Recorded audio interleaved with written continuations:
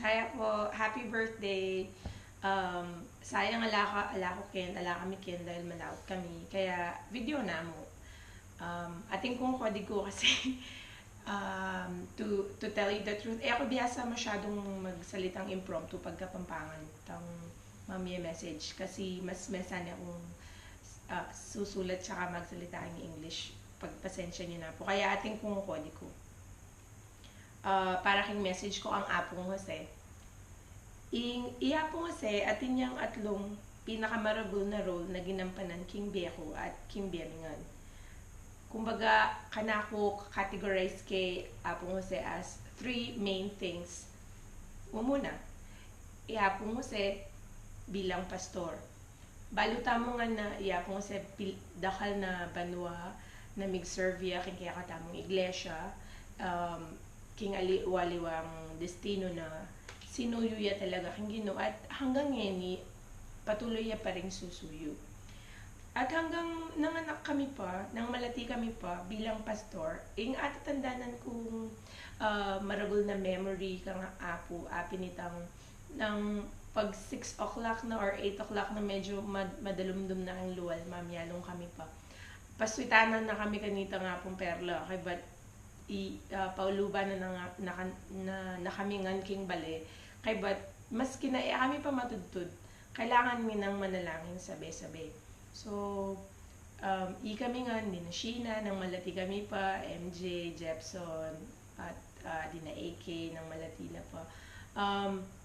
Talagang, atutunan mi kung makananong sabi-sabi, magpuri, manalangin, at I feel na very blessed king biya ko kasi one of the big thing na I can be proud of kasi talagang metro kaming makananong maging faithful dahil ka nga po Jose.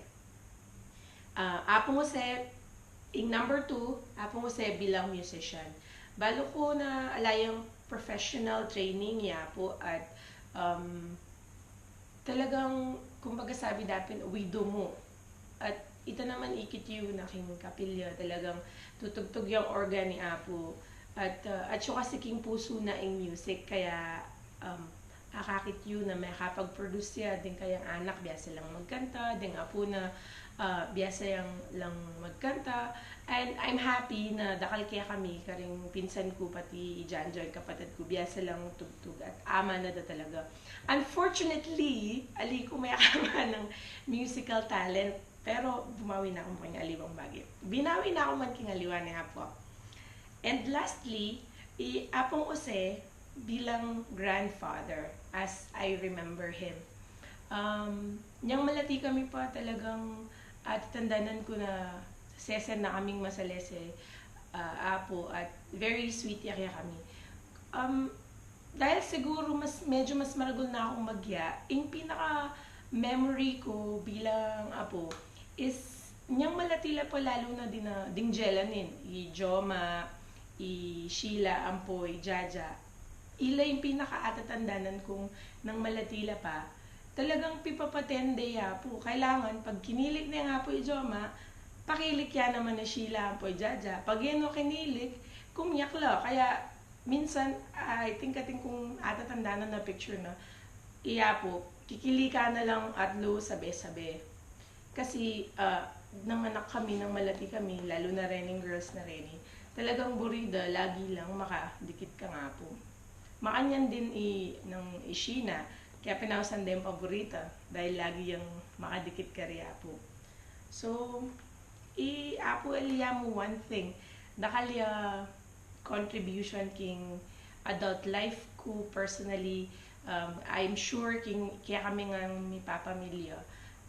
Kaya buri kong sabihin na, Apo, thank you very, very much for 8 decades of your life na shinare mo, ali mo kaya kami, kung aliking buong iglesia at witness la rin dakal na tao. I'm sure din at syuking birthday party mo, witness la kung makanano kang mig-serve, kung makanano kang migpapakit love kaya kami. And we hope na we make you proud and that you know that we love you very much. Happy birthday, Apo!